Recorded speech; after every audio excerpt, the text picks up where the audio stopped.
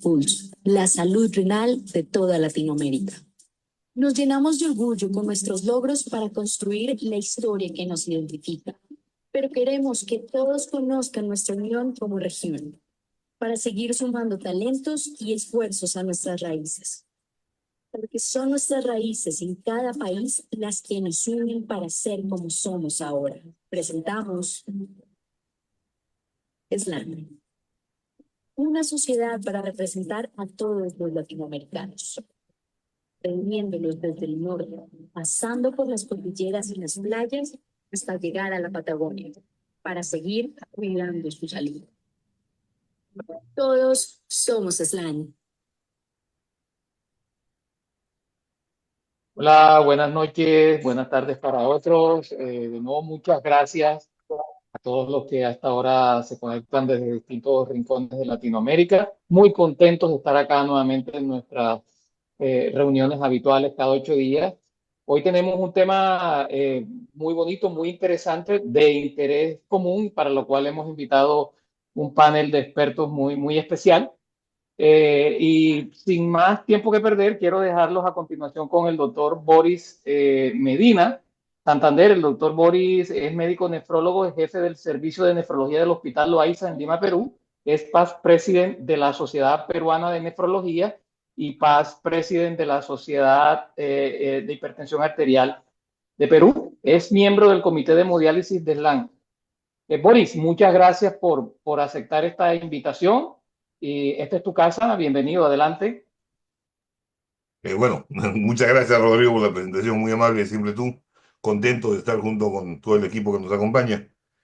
Y siempre recordando de que este webinario está siendo transmitido en vivo a través del Facebook y a través de las redes, de todas las redes del SLAN. Igualmente, este webinar quedará grabado tanto en nuestra página de YouTube como en toda lo que sería la red del SLAN. Tengo el agrado de presentar yo creo que todos la conocen, ¿no? A la doctora Olinga Vega. No hay mucho que presentar, pero siempre es bueno hacer recordar a todos los colegas que la doctora ha estudiado en la Escuela de Medicina y Ciencias de la Salud Tecnológico, graduada con mención honorífica en la ciudad de Monterrey.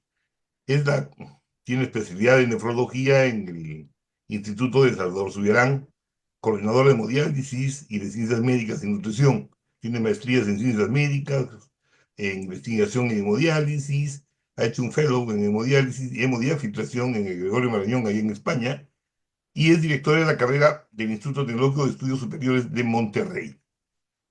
Pertenece actualmente a la sociedad, al Sistema Nacional de Investigadores, ¿no? Profesora titular del Diplomado de Terapias de Reemplazo Renal Continuo, miembro del Consejo Mexicano de Nefrología, líneas de investigación, usualmente son la falla renal aguda, biomarcadores y todo lo que es hemodiálisis. Y tiene muchos y múltiples artículos, así que no me queda más que decir que es un honor tenerla acá, la doctora, acompañándonos en este grupo. Doctora Olinka, por favor. Muchas gracias, doctor. Muchas gracias, qué lindo por esta presentación tan cariñosa.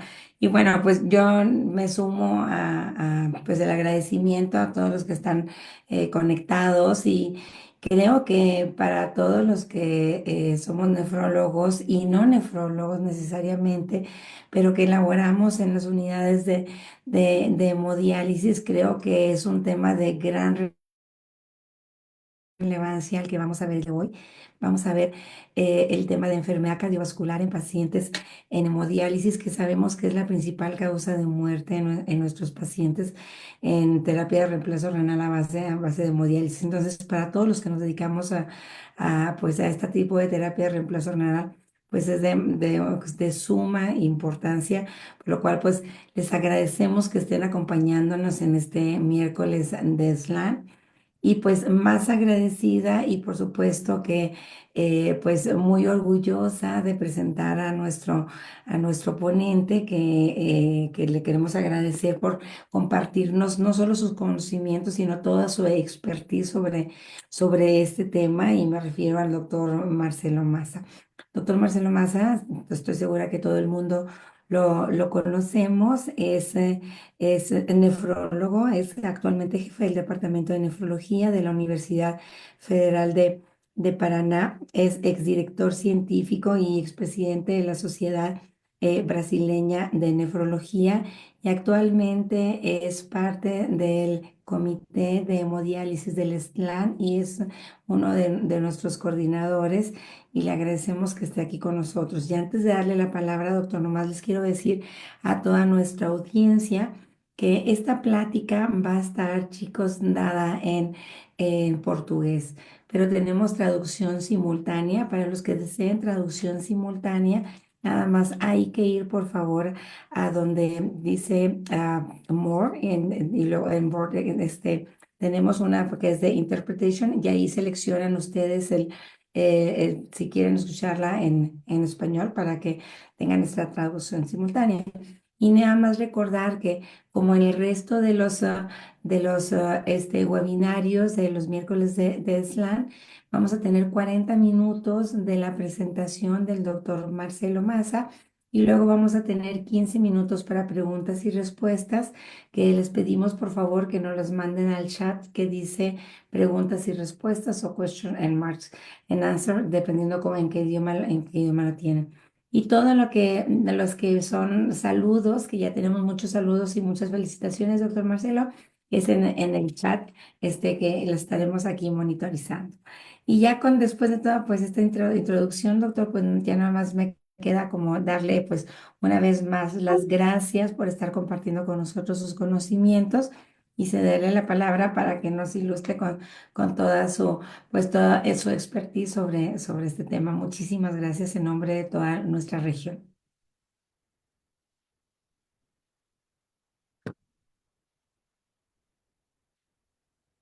Doctor, tiene apagado su micrófono.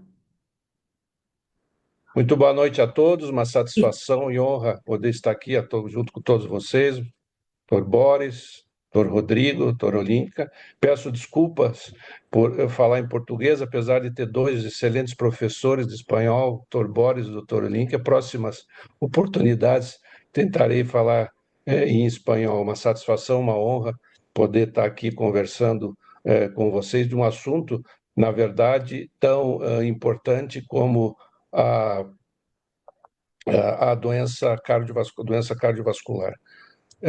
Não sei se vocês estão conseguindo ver minha tela. Todavía no, doctor, pero puede compartir. Ahora sí. Ahora sí. Ya se está abriendo, doctor. Ahora sí, póngalo en modo presentación. Sim? Pronto? Estão todos vendo? Ahora sí.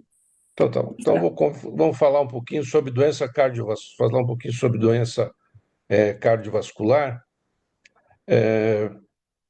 Muito bem, não tenho nenhum conflito de interesse para essa apresentação.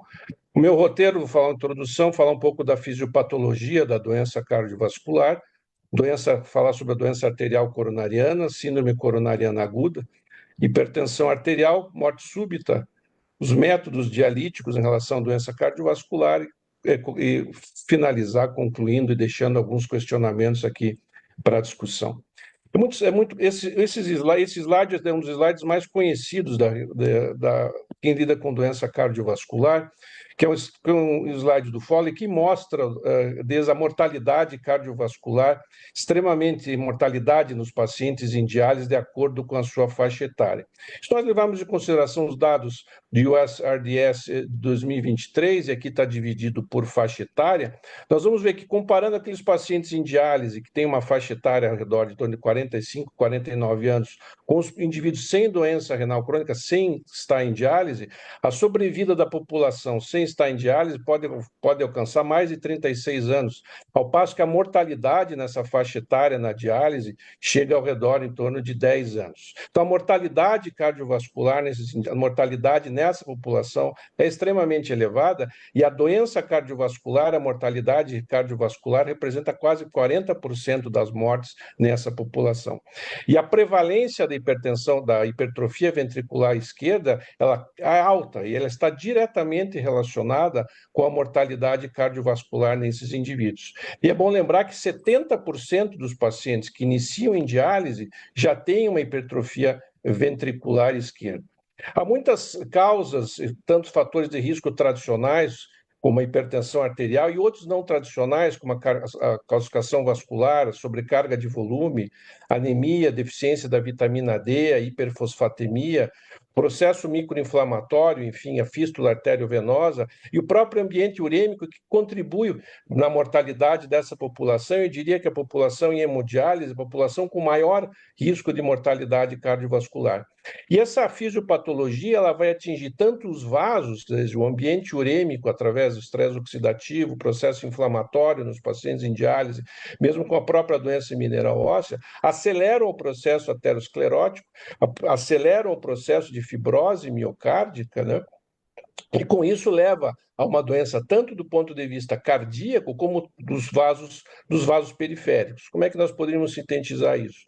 A hipertrofia ventricular esquerda, representada pela hipertensão, decorrente da anemia, sobrecarga de volume, aumenta muito intensamente o gasto energético das células miocárdicas. O aumento dessa energia por célula leva a um déficit crônico de energia nessas células que vão levar à morte dessas células. E a morte do miócito vai levar a um aumento da sobrecarga daqueles miócitos ainda que estão sobreviventes no miocárdio, uma teoria como a do trade-off que acontece na doença renal crônica, levando a um quadro que nós chamamos de cardioesclerose, que tem como decorrência disfunção sistólica e disfunção diastólica. E esse aumento e essa consequência fibrose miocárdica leva às alterações que podem desencadear tanto nas arritmias e à diminuição da própria complacência miocárdica, levando a um quadro de insuficiência cardíaca, disfunção diastólica e sistólica, acoplado à própria arteriosclerose e aterosclerose, que acontece nesses indivíduos também de forma acelerada. Então, todo esse ambiente leva uma potencialização da mortalidade cardiovascular. Quando nós vamos ver os vasos periféricos, também nós vamos encontrar que esses vasos submetidos ao aumento da sua pressão, aumento da pressão de sobrecarga, vão levar ao quê? Uma diminuição do seu diâmetro, tanto pelo aumento da sobrecarga por pressão, como por volume, associado à própria aterosclerose. Então, são ambientes que levam, sem dúvida nenhuma, a doença arterial, por exemplo, periférica, que reflete, é mais prevalente na presença da doença cardíaca nesses indivíduos. Então, nesses pacientes, a hipertrofia ventricular esquerda, a doença cardiovascular, a calcificação arterial que acontece nesses indivíduos, funciona como um preditor quase independente de mortalidade. Pode ocorrer na túnica, na média, na íntima, na própria artéria, que leva um quadro de aterosclerose, e leva a um enrijecimento da arterial, né? Aquela pressão também de aumento do sesilhamento arterial. Do ponto de vista prático, ou seja, esse ambiente, né, de hiperfosfatemia que esses indivíduos levam, fazem com que haja uma verdadeira alteração fenotípica daquelas células da musculatura lisa dos vasos arteriais, transformando-se em verdadeiros osteoblastos. Então, essas células que estão nesse ambiente de um quadro, por exemplo, de hiperfosfatêmico, começam a produzir verdadeira matriz óssea, que leva a uma calcificação arterial.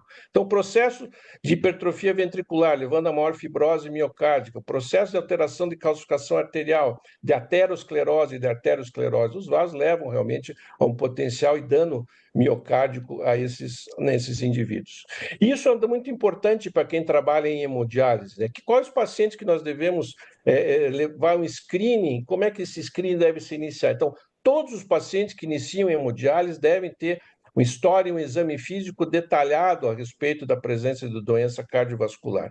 Todos os pacientes devem obedecer e ter de antemão um ecocardiograma transtorácico, principalmente, e é indicado, eu sempre recomendo, pelo menos uns 2 a 3 meses após aquele indivíduo atingir o seu peso seco, porque a própria ecocardiografia é afetado pela sobrecarga volêmica. E o eletrocardiograma basal também é importante como exames básicos no início da hemodiálise. Por quê? Porque muitos desses pacientes desenvolvem, às vezes, fibrilação atrial aguda durante, por exemplo, alterações bioquímicas que acontecem no decorrer da hemodiálise, e você não tem o eletrocardiograma basal, e com isso você não consegue definir se aquela fibrilação atrial pode ser aguda ou pode ser crônica. Como é que vamos investigar a doença arterial Primeiro, coronariana, como é que se dá a presença da doença arterial coronariana nessa população?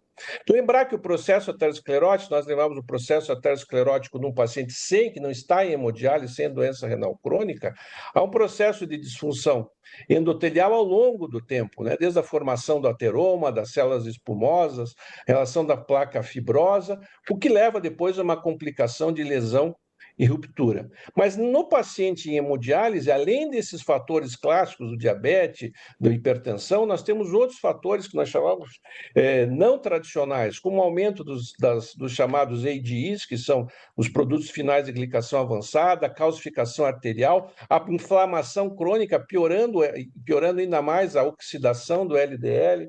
Com tudo isso, a placa aterosclerótica, a formação da placa aterosclerótica nesses indivíduos, ela é acelerada. Como é que nós vamos fazer? Quais testes que nós vamos lançar a mão para tentar investigar a presença de doença arterial coronariana nesses indivíduos?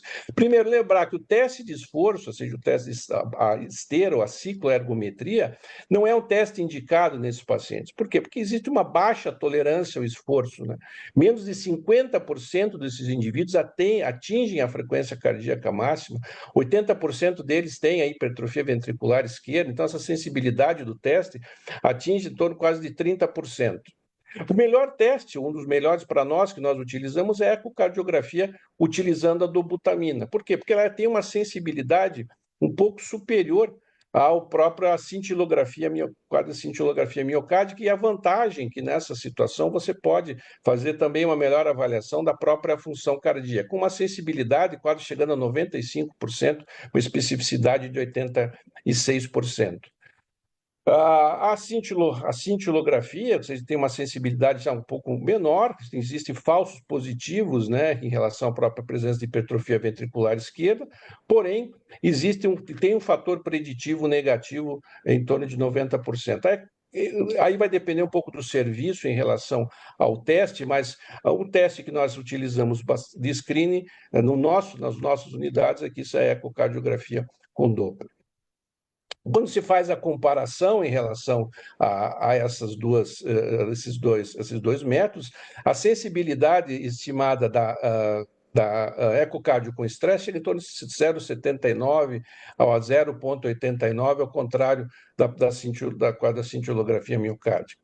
Você fazer tomografia de coronária nesses indivíduos, pelo risco e carga de contraste em relação à função renal residual, não é um exame que nós utilizamos de rotina, bem como também a ressonância magnética. Eu falo disso nos pacientes em diálise, lembrando que nesses indivíduos, pela própria aporte de gadolínio, podem desenvolver um quadro de fibrose sistêmica nefrogênica. A experiência em relação à própria doença arterial coronariana não é muito larga em relação a esses indivíduos.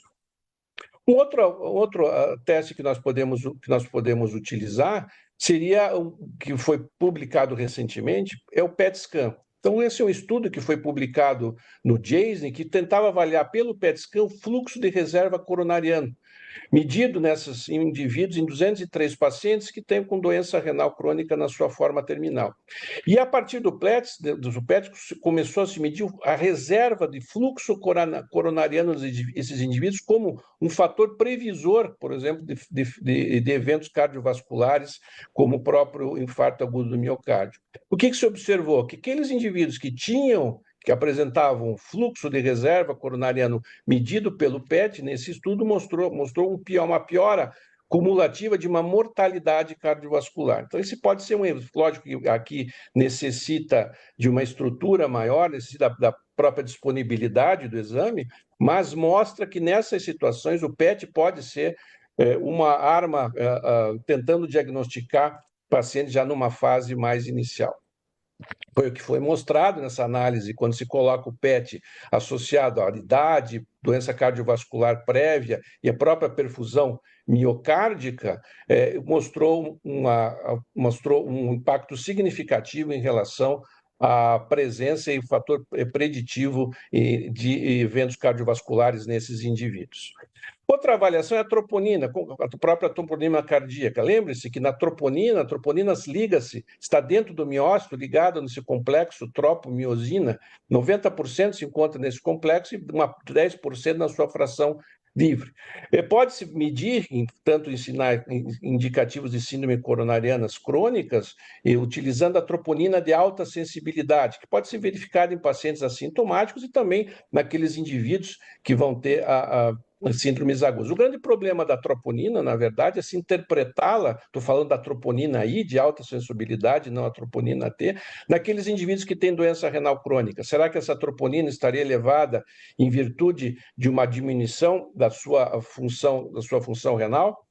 Parece que não, ou seja, essa liberação, a troponina, mesmo aquele indivíduo que tem insuficiência renal de alta sensibilidade, está relacionada a um dano do miócito. Né? Por quê? Porque o padrão fisiológico de liberação da troponina, que é estável mais ou menos durante o dia e aumenta no final da noite, ele é o mesmo que acontece nos indivíduos, tanto sem ou como doença renal crônica. Então, essa depuração, essa liberação cardíaca que foi observada aqui nesse estudo publicado no Circulation em 2017 por Linden, aqui nós temos o padrão de referência caindo durante o dia, se elevando durante a noite, ele é observado também naqueles indivíduos com doença renal crônica, ou seja, esta liberação não estaria, essa liberação somente associada a uma diminuição da função renal, mas sim a um dano relacionado ao miócito. Nós estudamos isso, nosso grupo aqui em Curitiba, junto com o Instituto Karolinska, pôde estudar a avaliação de 145 pacientes que nós fizemos, nós avaliamos tanto na fase pré-dialítica como em diálise, e nós observamos uma mortalidade cardiovascular que está diretamente relacionada à elevação da troponina, na troponina de alta sensibilidade. Isso foi mostrado quando nós fizemos a análise multivariada, observando que a troponina basal de alta sensibilidade nesses indivíduos, na análise de mortalidade cardiovascular, foi elevada quando esteve presente a elevação da troponina nessa população. Como é que nós poderíamos avaliar esses indivíduos, resumidamente? Esses indivíduos poderiam ser avaliados da seguinte forma, quando se desconfia da presença da doença arterial coronariana. Então, esses indivíduos seriam submetidos na diálise a uma ecocardiografia, a um eletrocardiograma, apesar daqueles indivíduos que nesses indivíduos, depois vamos discutir qual a população, realizaríamos ou a ecocardiografia, ou a cintilografia, ou o PET. Estando positivo, esses indivíduos seriam submetidos à coronariografia, e a coronariografia com lesões de 3 vasos, seriam submetidos, então, ao tratamento ou de um bypass, com angioplastia percutânea, 1 a 2 vasos somente com angioplastia percutânea coronariana. E aqueles indivíduos que são negativos, mas que têm evidência de doença aterosclerótica, de diabetes, ou com alterações, por exemplo, do seu PET, também poderiam ser levados diretamente à arteriografia pelo risco, pela angicoronografia, pelo risco de doença arterial coronariana, ao passo que aqueles que têm negativo seriam reavaliados aí em torno de 1 a 1 ano. Um fator importante que eu queria só discutir com vocês, acho esse artigo muito interessante do Kidney International de 2019, que faz uma avaliação da lesão coronariana, a topografia da lesão coronariana nos indivíduos que têm doença renal crônica e nos indivíduos que não têm doença renal crônica. O que se pôde observar, quando se fez a medição, a verificação da distância da trombose coronariana aguda em relação à lesão principal a nível de vasos coronarianos, mostrou que as lesões coronarianas nos pacientes com doença renal crônica em diálise são muito mais proximais. O que quer dizer isso? Que nessa população, comparados aos indivíduos sem doença renal crônica, são mais suscetíveis, às vezes, de revascularização miocárdica, né? Ao passo que os indivíduos que têm as lesões que não estão em diálise têm as suas lesões mais distais. Não se sabe muito o porquê disso, mas esta é a distribuição que mostra da distância das lesões coronarianas em relação à trombose, mostrando que esses indivíduos teriam uma maior indicação, por exemplo, de ser submetidos à doença coronariana, a revascularização miocárdica. Falar um pouco rapidamente da síndrome coronariana aguda nos pacientes em diálise. Lembrar que a prevalência de dor torácica nesses indivíduos é muito rara, né? Um infarto agudo do miocárdio, doença renal crônica avançada, tem muitas vezes outro diagnóstico que não de síndrome coronariana aguda em metade dos casos. Que a angina pode ser provocada durante a hemodiálise, e um dado importante para quem trabalha em hemodiálise é que aqueles indivíduos que têm hipotensão arterial durante a sessão de diálise, os pacientes devem ser monitorados de perto, porque muitas vezes, se não, mesmo que não seja uma diminuição do seu peso seco, representam a presença de doença coronariana aguda. Se os pacientes apresentam sintomas atípicos, como dispneia isolada, palpitações, e a dor torácica pode estar presente somente em 44% dos indivíduos, ao passo que 68% naqueles indivíduos que não têm diálise. E muitas vezes o eletrocardiograma não se manifesta com a elevação do segmento ST. Então é importante sempre, quando se desconfia desses indivíduos com doença coronariana ou dor torácica, é fazer o internamento e a observação dos pacientes afastando doença coronariana. Isso aqui nós já comentamos. Lembrar como interpretar a troponina nesses indivíduos, né? Na síndrome coronariana aguda é muito importante que se faça uma curva da troponina. Como nós vimos, a troponina de alta sensibilidade, ela já está elevada cronicamente. Então, quando você interna esse paciente, nós temos que fazer, na verdade, uma curva da troponina, uma mudança seriada ao longo das 3 a 6 horas de apresentação, leva à possibilidade de um quadro de infarto agudo do miocárdio. Então, é importante levar em conta a curva, a elevação, não somente a uma medida, mas a medida da troponina ao longo do tempo.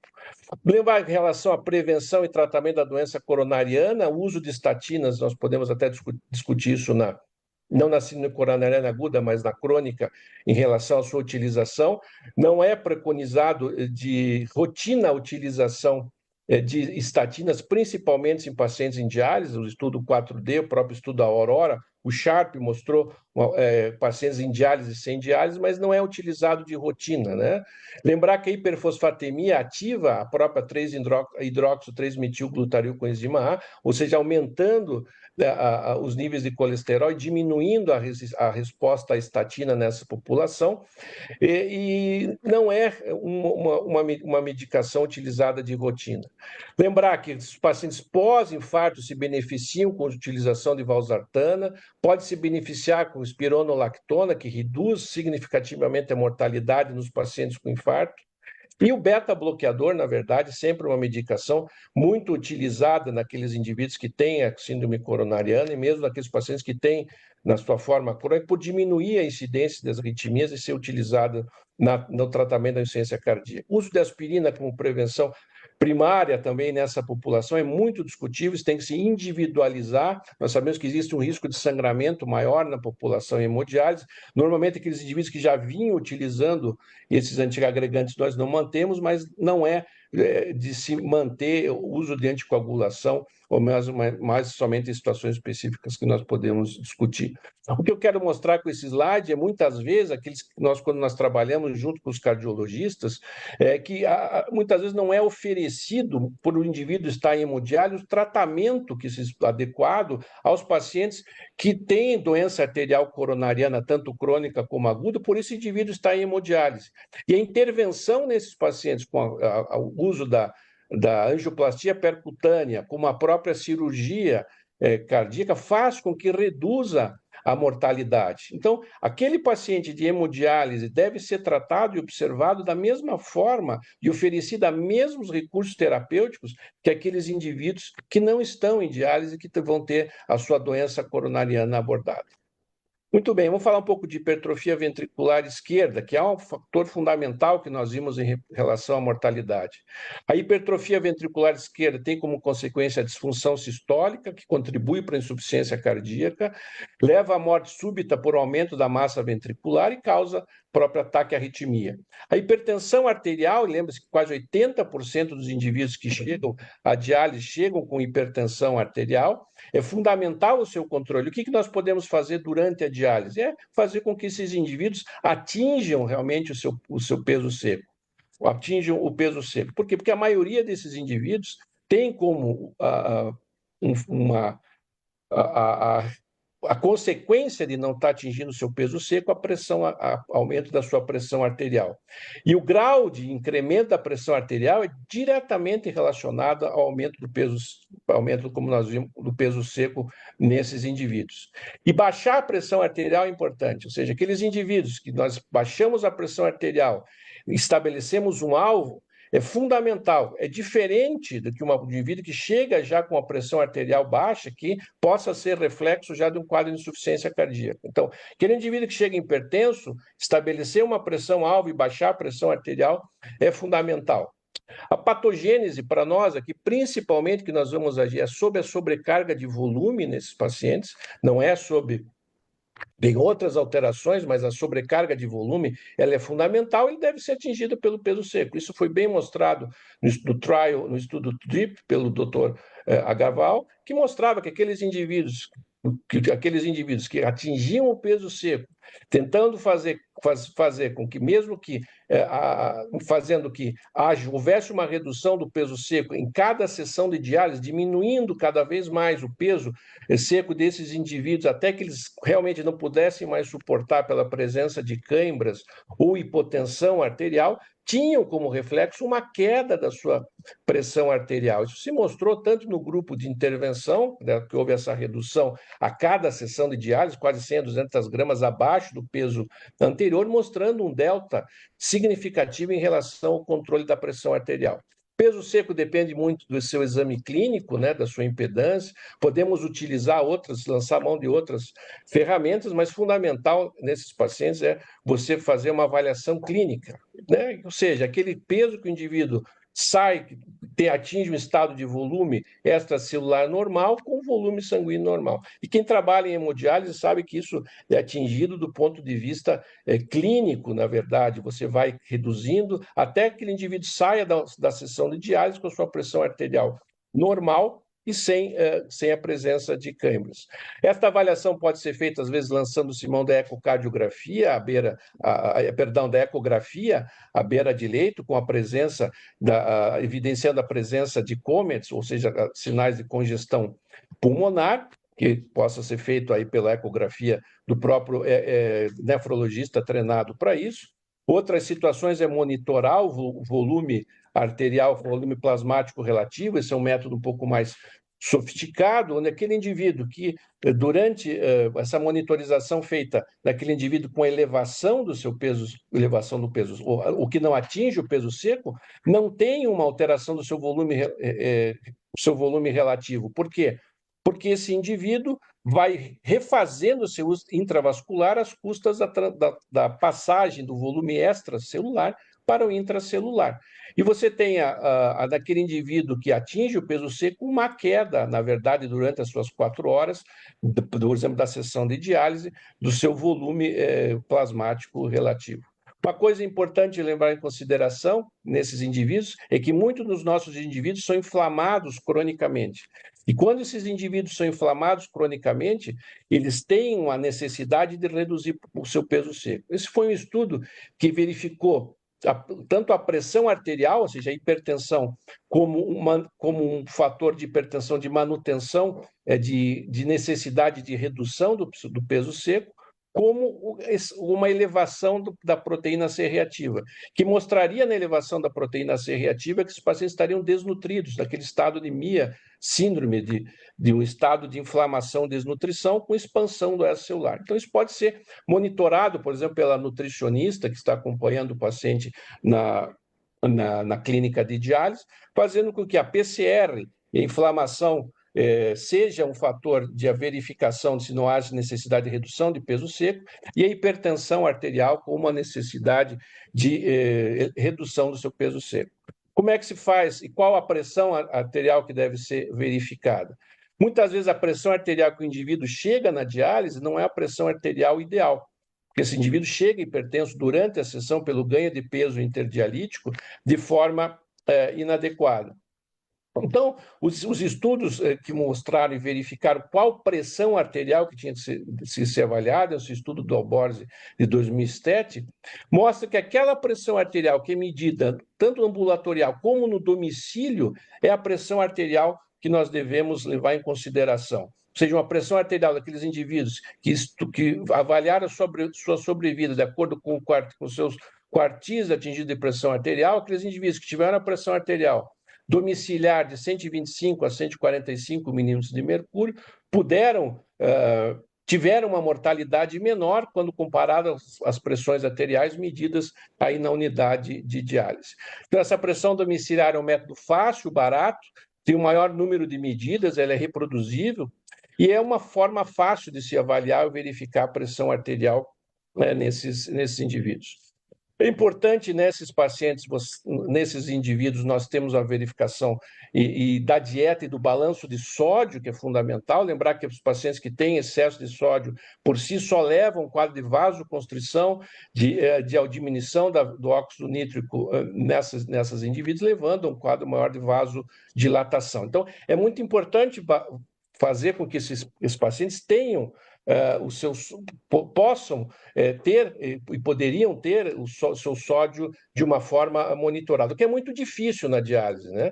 Porque toda a concentração de sódio que se aumenta no dialisado, se o indivíduo sai com um balanço positivo de sódio, ele vai ter um aumento do seu ganho de peso interdialítico, com aumento da pressão arterial sistêmica, com aumento de hospitalização e assim por diante. Então, é fundamental que nos pacientes com hemodiálise, com ausência de função renal reduzida, o sódio que ele vai ingerir ele só vai ser excretado e eliminado pela diálise. Então, o aumento do sódio sérico vai causar sede, por um aumento da osmolaridade sérica, e vai causar um aumento do balanço positivo de sódio, causando uma expansão do volume de espaço extracelular. Então, se esse indivíduo chega com sódio de 137 e ele é dialisado sob um sódio de 142, o que vai acontecer? Vai acontecer que ele vai quase ganhar 5 a 6 gramas de sódio durante uma sessão de diálise, né? E o que foi observado com alguns estudos, esse estudo brasileiro, quando se fez uma individualização nesses 27 indivíduos sem diabetes, não hipertensos, que o seu sódio do dialisado foi igual ao sódio sérico, o volume de ganho de peso interdialítico, bem como a pressão arterial, foi normalizada nessa população. Tá? Então, essa aqui é uma forma, esse é um estudo publicado em 2019, onde 32 pacientes que tinham diurese residual, esses indivíduos tiveram seu sódio fixo, foi individualizada a concentração de sódio nesses indivíduos. O que se mostrou nesses pacientes é que essa individualização do sódio, esse controle do sódio, mostrou uma menor variação e, com isso, uma menor de ganho de peso interdialítico. Isso acho que é fundamental que nós possamos atingir. Eu vou passar e deixar a morte súbita para a gente discutir mais na própria discussão, e vou partir aqui para a discussão dos tipos de membrana e diálise, para eu poder ficar no tempo aqui que me foi reservado. Então, quais os tipos de membrana em relação que possam influenciar a diálise nesses pacientes da modalidade? Então, primeira coisa, será que as membranas de alto fluxo teriam uma influência? Sabe-se que nessas membranas de alto fluxo, o aumento do clínice de beta-2 teria uma possível redução aí da própria amiloide. Isso é fartamente conhecido. Poderia melhorar as anormalidades lipídicas nesses indivíduos? Ou seja, as membranas biocompatíveis poderiam estar estimulando menor estimulação de neutrófilos e monócitos nesses indivíduos? Isso parece acontecer. Nós estudamos o perfil inflamatório dessa população pré e pós-diálise e vimos que os pacientes que fazem diálise com membranas aí de acetato de celulose têm um maior estímulo inflamatório em virtude da diálise. Quando se estudou isso mais de perto, por exemplo, como no EMO Study, isso não foi comprovado, né? Mesmo quando se comparou mais de 1.000 pacientes em relação à diálise estándar e alta dose, não se verificou uma diminuição da mortalidade cardiovascular. Porém, né, muitos estudos, esse é um estudo recentemente chinês, que mostrou uma diferença de mortalidade naqueles indivíduos que faziam diálise com membranas de alto fluxo, comparado com os indivíduos que faziam diálise sem membrana de alto fluxo. Da mesma forma, algumas meta-análises, são uma meta-análise de 2016, que verificou que há uma redução da mortalidade cardiovascular nos pacientes que fizeram uma diálise com membranas de alto fluxo. Lembrar que a morte súbita, que a grande parte desses pacientes que fazem morte súbita, fazem muito por alterações tanto metabólicas como alterações de volume. Então, essa seria, por exemplo, uma das vantagens que essas membranas poderiam oferecer em relação a isso. Quanto à modalidade de diálise, é importante a gente lembrar que aqueles pacientes que fazem hemodiálise convencional, e de segunda, quarta e sexta, a mortalidade é maior naqueles indivíduos que têm um SPA, que espaçam mais a diálise em relação aos indivíduos que não fazem, por exemplo, hemodiálise diária. Isso foi mostrado no Frequent Hemodialysis Network, quando se comparou a diálise diária, 3 vezes por semana, e a diálise noturna nesses pacientes, de 3 a 6 vezes por semana. O que se observou? Que aqueles indivíduos que faziam a diálise diária tiveram um impacto mais impacto em redução da sua massa ventricular. Isso pode se observar, se observou e se confirmou nesse estudo de hemodiálise diária, mostrando uma redução na massa ventricular esquerda. Isso também se comprovou em redução de massa ventricular quando se verificou os pacientes em hemodiálise noturna. A hemodiálise diária também, em outros estudos, como o do Fagulli, mostrou um melhor controle de pressão arterial. Isso também se observou em melhor de controle de pressão arterial na hemodiálise noturna, tanto na pressão pré-diálise como após diálise. Ou seja, a frequência da diálise e o tempo estendido de diálise mostram um impacto melhor, uma melhor sobrevida, eu diria não sobrevida, mas melhor impacto em relação à massa ventricular esquerda. Quando nós falamos de HDF, ou seja, qual seria o impacto do HDF em relação à mortalidade cardiovascular? Nós não estaríamos somente fazendo a extração de pequenas moléculas, obviamente, extração de moléculas maiores, entre elas, caracteristicamente, a beta-2 microglobulina. Mas isso teria impacto em relação à mortalidade cardiovascular? Parece que existem efeitos cardiovasculares em relação a HDF. Primeiro, há uma melhora de tolerância e vantagem com menores fenômenos, poderiam ser de hipotensão arterial durante a HDF. Haveria uma substituição do sal, mas melhor sobrecarga de sal, pelo volume de substituição utilizado na HDF. Ainda não há dados convincentes sobre a pressão arterial, existe necessidade de estudos mais controlados. Que a diminuição da temperatura corporal poderia resultar, na verdade, de menor fenômeno de vasoconstrição e melhora em relação à hipertrofia ventricular esquerda. Alguns estudos mostraram isso, isso aqui é um estudo já de 2011, mostrando, isso é um estudo também feito na Suécia, um estudo multicêntrico, mostrando que resultou um estudo controlado, né, mostrando uma diminuição da hipertrofia ventricular esquerda naqueles pacientes que, quando utilizaram capilares de alto fluxo, comparado com os pacientes que fizeram um quadro de hemodiafiltração. Em relação aos estudos randomizados, existem alguns estudos negativos, né? O estudo contraste, e recentemente o estudo convince, mostrando qual seria o impacto. O estudo contraste, o estudo avaliou 714 pacientes, comparando HDF, hemodiálise de alto fluxo, mostrou toda a causa de mortalidade, e não houve diferença, pelo menos nesse estudo, em relação à mortalidade cardiovascular nessa população. E recentemente o estudo convince. O estudo um estudo randomizado, multicêntrico, feito em 8 países, que realmente mostrou um verdadeiro impacto em relação ao HDF nos nossos pacientes. Lembrar que eram pacientes que foram diagnosticados, obviamente, como doença renal crônica terminal, em hemodiálise, com hemodiálise por 3 meses, porém, com volume de HDF acima de 23 litros. Os principais resultados desse estudo, em relação que mostrou uma diminuição da mortalidade em relação de qualquer causa, não mostrou esse impacto em tanta mortalidade cardiovascular, mas um impacto significativo naqueles indivíduos acima de 65 anos, naqueles indivíduos sem doença cardiovascular prévia, aqueles indivíduos que também não tinham diabetes e aqueles indivíduos que eram portadores de fístula. Quando se avalia o estudo, ele tem uma validade, eu diria assim, intrínseca, interna, ótima, né? A conclusão que em 30 meses de segmento, após a randomização, os pacientes que receberam essa alta dose de hemofiltração tiveram um menor risco de mortalidade.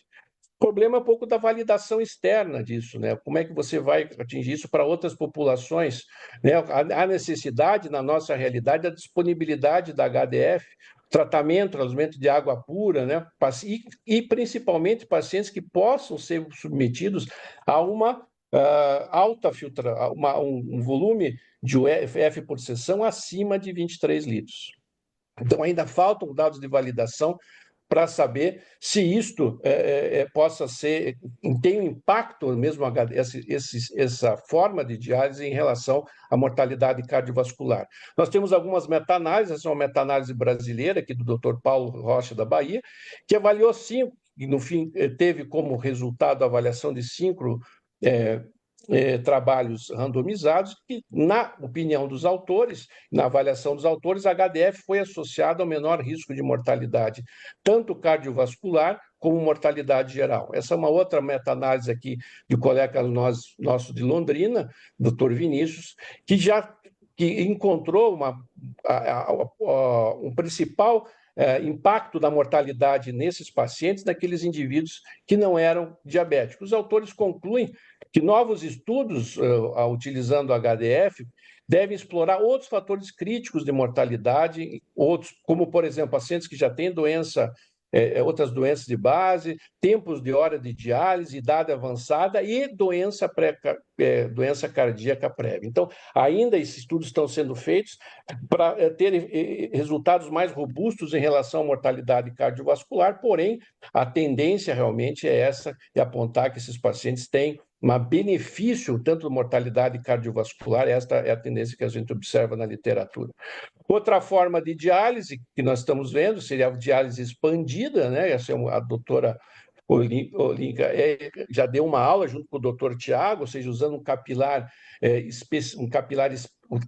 especial nisso, que combinaria tanto os fenômenos de convecção e de difusão, né? Esse aqui é um artigo do doutor Tiago Reis, brasileiro, também já falou aqui conosco em relação a isso, e que poderia mostrar, e tem esse um estudo colombiano, que estudou 533 pacientes, utilizando aqui o Terra Nova como capilar, e mostrou que a mortalidade estaria diminuída em torno de 25% quando se comparou a HDF, ou seja, também são uma outra modalidade, doutor Liga depois pode comentar com mais propriedade, mas que traria a combinação da difusão e da convecção, por exemplo, quando o HDF não tivesse disponível, poderia ter impacto em relação à mortalidade. Vou finalizar aqui dizendo só das drogas, por exemplo, as drogas que são utilizadas para insuficiência cardíaca, como os inibidores da SGLT2. Esse é um artigo do Annals Internal Medicine que mostrou o impacto em relação à diminuição de pacientes com doença renal crônica 5 não entrando em diálise, mas esses indivíduos, quando comparou aqueles pacientes que utilizavam SGLT2 daqueles que não utilizavam SGLT2, o que foi verificado um maior tempo de entrada na diálise daqueles indivíduos que utilizavam SGLT2. Nos pacientes em hemodiálise, isso possa ser como é que isso estaria? Existe muita pouca experiência, até o momento não é recomendado. Esse é um estudo brasileiro que viu a biossegurança da utilidade, foi publicado no Clinical Journals, utilizando dapaglifosina em pacientes com diálise, tanto em hemo como peritoneal, e que os autores concluíram que a dapaglifosina foi bem tolerada, levemente dialisável e sem um acúmulo nesta população. E essa eu vejo que possa ser realmente uma tendência à medida que muitos pacientes vêm à diálise já tratando para insuficiência cardíaca, e muitas vezes até com compensação, e a retirada da droga pelo seu efeito cardiorrenal poderia ser prejudicial. Esse é um estudo que foi feito em pacientes em hemodiálise, e hemodiálise avaliando a função renal residual, avaliando somente 7 pacientes, pacientes com hemodiálise incremental, e mostrou mostrou que esses indivíduos tinham uma preservação da sua função renal na utilização dos inibidores da SGLT2. O que nós temos que realmente é aguardar os estudos aí do DAPA-HD, que vai nos trazer as informações sobre a utilização dessa droga nos pacientes em hemodiálise. Eu queria só terminar, lembrar que me estendi um pouco no tempo, mas lembrar algumas casos que eu acho importante aqui da gente trazer a vocês. Então, primeiro, todos os pacientes que iniciam hemodiálise ou que apresentem sintomas clínicos, em especial alterações hemodinâmicas durante a hemodiálise, devem ser investigados. Então, pacientes devem ser feita história, exame físico, eletrocardiografia no início da diálise. Isso é fundamental pelo aquilo que nós já discutimos. A pressão arterial deve ser reduzida nos pacientes em hemodiálise. Uma redução não aumenta a sua mortalidade, ou seja, uma pressão-alvo é fundamental. Restrição de sódio também é fundamental. Tratar a hipertensão arterial, o objetivo de se tentar fazer com que haja um controle desse sódio no dialisato é fundamental importância. O aumento da frequência da diálise, o número de diálises, ou seja, a hemodiálise diária, junto com a hemodiálise noturna, parece exercer um melhor controle tanto da pressão arterial como da hemodiálise e da pressão arterial e do peso seco, que é fundamental em relação à hipertrofia ventricular esquerda, né? A restrição de sódio com ganho de peso que não ultrapasse 1 quilo durante a hemodiálise, e lembrar quando se tenta atingir o peso seco, em 90% dos pacientes tem sucesso em poucas semanas. Porém, essa pressão ela vai continuar a decrescer nos próximos 8 meses. De novo, hemodiálise de curta duração está associada a melhores bioquímicas, melhora a sobrevida, melhor desempenho físico, melhor na remodelação cardíaca. A noturna também tem sido associada a benefícios semelhantes. Ao contrário, a noturna diária, pelo menos na FHN Trial, não mostrou esse impacto. Membranas de alto fluxo, isso parece ser uma tendência na literatura, comentamos a diálise diária, a HDF, hemodiálise expandida, ou o início, se possível, em condições de uma HDF, por exemplo, diária também, seria uma forma de poder associar tanto os processos de convecção, de difusão, com uma maior frequência, acho que isso é fundamental. Temos que ter mais estudos mais robustos em relação a isso. Um resumo que eu posso levar em relação à insuficiência cardíaca nesses indivíduos: realizar sempre um teste de ecocardiografia nos indivíduos após a diálise. Se a fração de ejeção é acima de 50%, reavaliar em torno aí de 3 anos. Fração de ejeção 33% a 50%, utilizar nesse indivíduo inibidor da ECA, beta-bloqueador, repetir, por isso sempre tem alteração do peso seco. E se a fração de ejeção é abaixo de 35% e o paciente está em terapia substitutiva renal, esse paciente tem que ser submetido a pelo menos um teste de screening ou mesmo a angiografia. E a partir disso, isso ser acompanhado nos próximos aí de 3 a 6 meses. Quem deve ser investigado em relação à presença de doença arterial coronariana nessa população? O guideline da American Heart, do Colégio Americano de Cardiologia: pacientes com diabetes, doença cardiovascular prévia, pacientes que estão em hemodiálise, com hipertrofia ventricular esquerda, pacientes acima de 60 anos. E no CADOC, pacientes diabéticos, deve ser feito isso anual, né, se a avaliação inicial for negativa.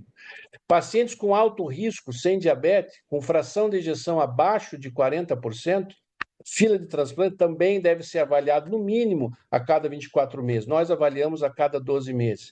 E paciente em hemodiálise, chegam na hemodiálise com fração abaixo de 40%, devem ser imediatamente avaliados do ponto de vista cardíaco.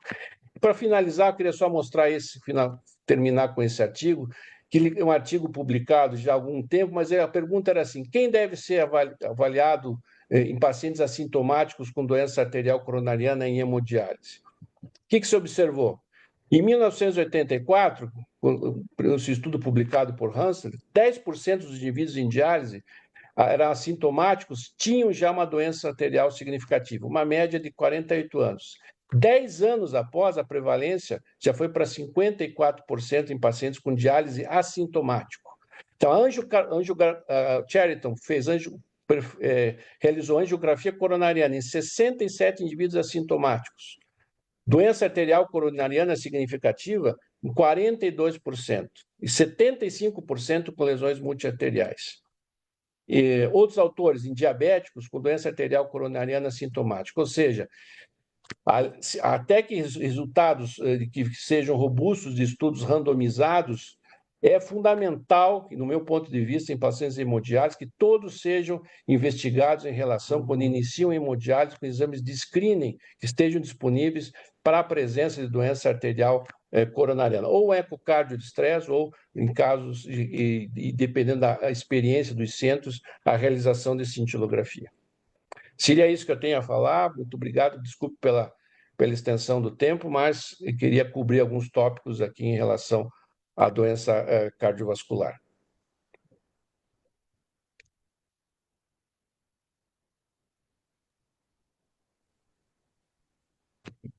Doctor Marcelo, y de verdad, ok, ahora sí creo. Doctor Marcelo, muchas felicitaciones, de verdad el tema ha sido explícitamente avanzado, muy claro su portugués, no ha habido necesidad mucho de ampliar, y espero que bueno, la población creo que lo escuchó también todos. Y es muy interesante el tema que se ha tocado ahora, porque la población en general de dializados está creciendo en edad. Somos bastantes, es un número importante en todos los centros donde podemos empezar nosotros con la hemodiálisis en personas mayores. Y una de las preguntas que justamente va a eso. Mientras más edad tenemos, son mayor riesgo cardiovascular o mayor problema coronarios, mayor insuficiencia cardíaca tenemos. Y la pregunta la hace ya el auditorio es, en aquellos pacientes que tienen una fracción de eyección menor de 40, ya estamos hablando un poquito deprimida de repente, debajo de 30, ¿se debe o no hacer la hemodiálisis? ¿O se debe empezar o no la hemodiálisis? No, ya no. Y de repente por ahí va la pregunta, Marcelo. Eu acho que é necessário individualizar. Muitos pacientes que chegam com síndrome cardiorrenal com uma fração muito baixa, às vezes não conseguem suportar a hemodiálise. Eu acho que vai depender muito qual a prescrição de hemodiálise que esse paciente fará. Então, se ele tem uma experiência em realizar diálise peritoneal, pode ser uma opção de iniciar em relação ao paciente com diálise peritoneal. Vai depender, do meu ponto de vista, das condições hemodinâmicas e do esquema terapêutico. Se você pode fazer, às vezes, hemodiálise diária nesses pacientes, pode fazer HDF e diminuir a ganho de peso interdialítico. Lembrar que pacientes que têm a necessidade de ganho, aumento de 13 ml por quilo por hora, sofrem o que nós chamamos de atordoamento miocárdico. Isso leva a maior mortalidade cardiovascular nesses indivíduos. Então, se você tem uma necessidade de remover mais do que isso, ou você vai utilizar uma terapia, por exemplo, com uma diálise peritoneal, ou a terapia com sessões mais frequentes de diálise, ou aumentando o tempo de diálise. Então, acho difícil nesses indivíduos dialisarem, por exemplo, menos do que 4 horas, pela necessidade de ultrafiltração maior nessa população. Outra coisa é que se o indivíduo tem essa fração de ejeção, deve se afastar da doença coronariana, porque a fração de ejeção baixa pode ser o quê? Que ele esteja com a presença de doença coronariana. Então, esses pacientes devem ser submetidos a autores que já colocam diretamente a realização de cineangiocoronariografia. Então, eu acho que nessa opinião, esse paciente precisa fazer diálise, vai depender da disponibilidade, mas ele deve ser, no meu ponto de vista, investigado para a presença de doença arterial coronariana. Gracias, Marcelo. De repente, Linga, ¿tú alguna pregunta por tu lado? Sí, gracias. Ay, pues también me sumo a la felicitación al doctor Marcelo. Tiene muchas felicitaciones de varios países, doctor. Y voy a unir en aras del tiempo 2 preguntas en una que se parecen mucho. Y básicamente lo que les gustaría escuchar de usted, doctor, es cuál es su recomendación sobre el uso, pues, de los 4 fantásticos, que son lo que utilizan los cardiólogos para los pacientes que tienen insuficiencia cardíaca congestiva y que están en hemodiálisis. O sea, básicamente los 4 fantásticos que conocemos, pues son los ARNI, los betabloqueadores, los antagonistas de los receptores de mineralocorticoides y de los ISGLT2. La pregunta básicamente que hacen los 2 doctores que la mencionan es: ¿cuál es su experiencia? Porque sabemos que al final de cuentas los pacientes en hemodiálisis es una población huérfana que si cuáles serían su experiencia y su recomendación sobre el uso de estos 4 fantásticos en esta población. O link seria agonista GLP-1, inibidor da SGLT2, é isso? E os inibidores da aldosterona? Mas, veja, o SGLT2 foi aquilo que eu comentei, você não tem a experiência. Eu acho que há uma tendência na literatura de se utilizar essas medicações. Os inibidores não mineralocorticoides da aldosterona, é importante que se observe que é uma inibição, faz menos hipercalemia, né? Mas o aldactona é utilizado nesses pacientes, por exemplo, pós-infarto do miocárdio, a espironolactona. Eu acho que isso deve ser motivo realmente de estudo. Agonista GLP-1 também é utilizado em pacientes não com doença renal crônica, por ter até um efeito em relação à própria doença obstrutiva coronariana. Mas o que eu acho que falta estudos, né? Porque faltam estudos para se comprovar a utilização dessas medicações. O que a gente não pode levar em consideração, do meu ponto de vista, é que há coisas mais básicas primeiro a fazer, que é o controle de peso seco, a utilização de utilizar aquilo que nós temos mais convicção e certeza, por exemplo, como utilização dos beta-bloqueadores, dos inibidores de enzima, o mesmo com a valsartana, a espironolactona, que se tem experiência. Os outros, eu acho que falta ainda, no meu ponto de vista, estudos mais robustos para poder sustentar. Mesmo a valsartana com a subtramina, né? Você também, os pacientes em diálise, você também tem dificuldade de utilização desses remédios pela própria hipotensão arterial. Eu não saberia dizer, sabe, não sei se vocês sabem, mas acho que ainda faltam estudos, por exemplo, como vai acontecer aí na utilização do DAPA hemodiálise, por exemplo, que vai trazer outras informações. Y Marcelo, una pregunta que por ahí va terminando es, está en los pacientes que están infartados recientemente, o sea, el paciente infartado del día de hoy, Sim. ¿alguna indicación precisa para la hemodiálisis? Esse é um paciente também bastante difícil, né? O paciente está infartado, está em relação de hemodiálise, vai depender muito da condição hemodinâmica que o paciente vai apresentar, né? Então, se ele está num período agudo do infarto, às vezes os pacientes devem ser submetidos, por exemplo, a uma ultrafiltração isolada, ou ser submetido a um quadro de hemodiafiltração lenta. Vai depender, saindo da fase aguda, né, em relação...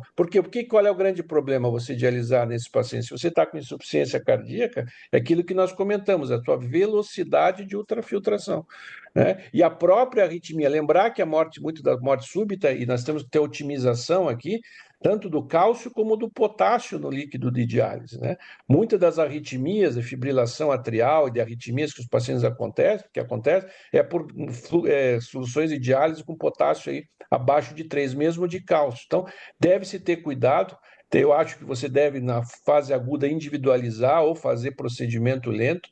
Há quem possa até fazer, tem centros que podem fazer a diálise peritoneal, mas é muito importante observar com que reserva cardíaca o paciente vai terminar, ou vai fazer um quadro de...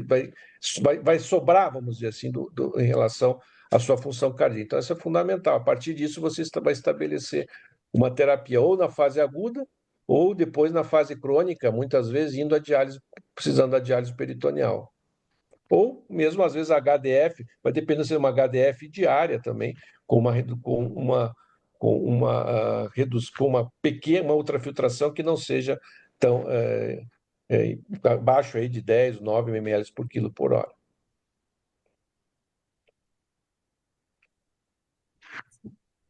Pues muchísimas gracias, doctor Marcelo.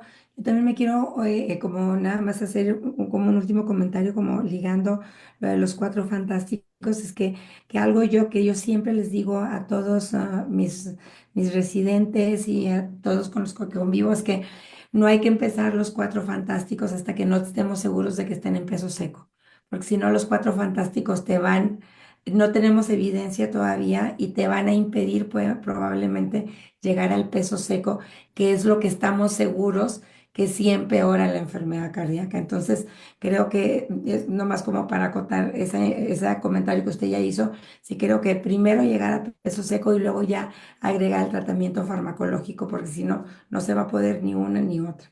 Entonces, le agradecemos muchísimo, doctor. En áreas del tiempo creo que tenemos que parar aquí.